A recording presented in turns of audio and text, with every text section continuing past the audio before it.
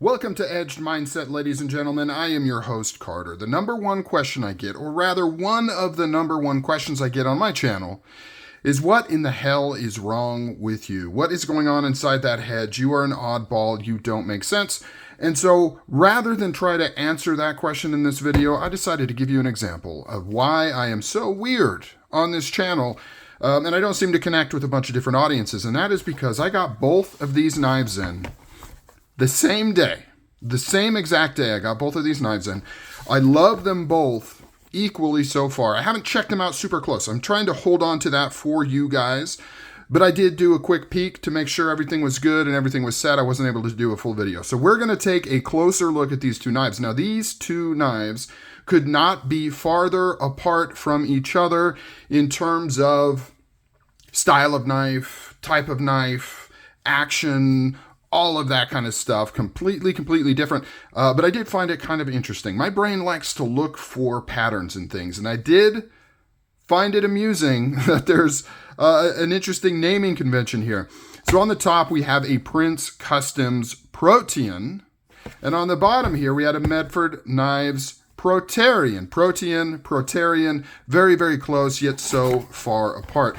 Let's take a look at this guy first. So one thing to know about me is I'm a collector. I like to collect things. Now, when it comes to knives, I like to use knives. I like to carry knives, but I also like to collect them. So I have been on a Medford collection kick, kind of buying old Medfords, things like that. Don't mind the gloves. It's not for the knives. I'm not trying to protect the knives. It's for other reasons that I'm wearing the gloves. What the hell is on this finger? Got some jizzaboo going on over here.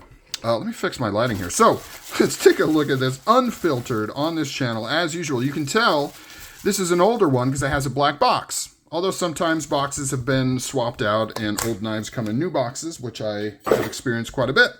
But this is an older-ish Praetorian here. How do you know it's older? Well, I will tell you. Don't worry, baby birds. I'll feed you. We'll take a look at this bad boy. This thing is a banger. How do you know this is old? Well, for one, it's in D2 steel. So back in the day, Medford used D2 almost exclusively. Most of his knives were made in it. Now, this isn't your cheap overseas D2 that you find on budget knives. This is D2 that is done very well. In fact, the newer D2, I'm not sure about this older stuff, is CPM D2. And Medford heat treats it very well. Yet, I get it. It is an inexpensive steel nonetheless. But D2 is what he used a lot back in the day. You've got a ball cut fuller right there. So it's not the flat cut fuller you see on the modern ones.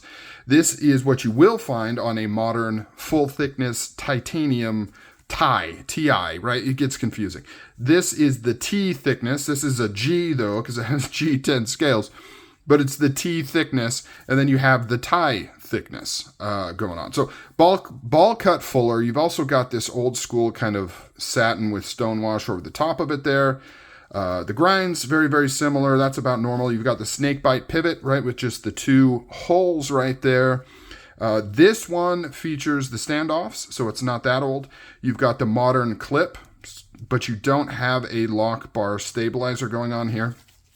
This also doesn't feature a carbidized lock face, so it does have a little bit of stick. It's really not bad. Medford does their lock interface is very well to minimize the amount of stick that you would deal with, but there is just a tad bit of stick here. Normal glass breaker, G10, like I said. This one is very cool because of how pristine it is. I mean, this thing has been sitting in a safe or something. I don't know. Look at that stonewash there. I like the old school Medfords because they have kind of that more industrial type feel to it. They also have, it's a little rougher. Like you wouldn't see this rough grinding on a modern Medford. This is something of the era that this was produced, probably 2015-ish, somewhere around there is my guess when this was probably made, 2015, 2016, something like that. Very kind of rough finishing. You can see the machine grain going through right there. Very cool stuff. So rough on the outside, but the quality, how everything fits together is still really good. Perfectly centered, no detent lash, no detent, no pivot lash, nothing like that. Nice early lockup. So Very cool. I like collecting these old Medfords because you can pick them up relatively cheap. When I say that, I mean relatively cheap for a titanium large folder made in the US from a prominent maker, not compared to some less inexpensive knives, right? But compared to like old Hinderers or especially old Striders, you can buy these things for around $300, give or take, depending on condition and how patient you are. So it's kind of cool to collect this stuff. Now, tangent, that's how Striders used to be, like, I don't know, 6 years ago, 5 years ago, something like that. You could pick up old Striders for relatively cheap because they weren't in high demand, and then they kind of took off in popularity, and now they're super expensive. So let's get that out of the way. Let's take a look at this bad boy. So if you're not familiar with this company, this is owned by Princeton Wong is his name. These are small batch, full machined, CNC machined here in the US. This one was made very recently. So I got this in a drop, actually. There's his signature right there, Princeton 20CB, blah, blah, blah. Serial number 400, which is kind of cool just to have an even number. This is the Protean, and it is, in my opinion, I hate to say these words, but like the Oz Rosie killer a lot of people are throwing around, and I have to agree, because to me, this kind of fulfills everything you would want from the Rosie, but it has way more style, way more aggressive blade, just looks better with more machining and detail on this thing than the Rosie. And, you know, you can get these for less. Well, it's about the same as a Rosie, I guess. I guess it's about the same on the secondary market. The retail on this, I think, was $775 directly from the drop. I kind of lucked out and was able to score as part of being on the newsletter. I got the notification. I jumped right on it, picked it up. It's got this really cool kind of bluish, greenish, gray anodization over the blasted finish there with satin flats over the pattern. Lock bar insert, nice big pocket clip. Look at the floating back spacer. Here, let me see if I can show this a little bit better. Yeah, so you can see, okay, focus.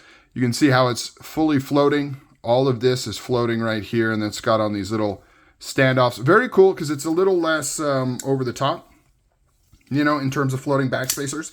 Like, he included it. He wanted it to be a detail, but it's not something that's jumping out and smacking you across the face. Here is the Prince Customs logo or icon right there. Very, very cool, amazing action, drop shutty, like just so nice. Look at this, almost a trailing point blade here. You've got this beautiful cutout for the action. This thing is an absolute stunner. You are going to be seeing more and more from Prince Customs. They're winning all kinds of awards. He may seem like he's new on the scene, but he's been out for quite a while. He's done a lot of collaborations with large knife companies like CRKT, amongst others. He worked with all kinds of companies, right, doing different designs. There's production versions of his knives. And this is kind of, in my opinion, his breakout knife, the Protean. This was designed to be able to facilitate multiple blade shapes, which there are available. There's a Warnpoon, I guess you want to call it, that's available as well.